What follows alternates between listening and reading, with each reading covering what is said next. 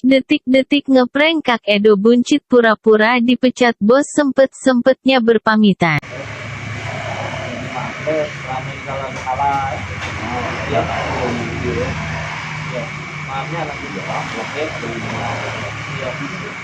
Tapi kayak lu ya langsung kalau ada nasab. Mangkonya dulu lain kali, jangan lagi galak ngeprank kami. Kak Edo susah semua pun senang. Hahaha.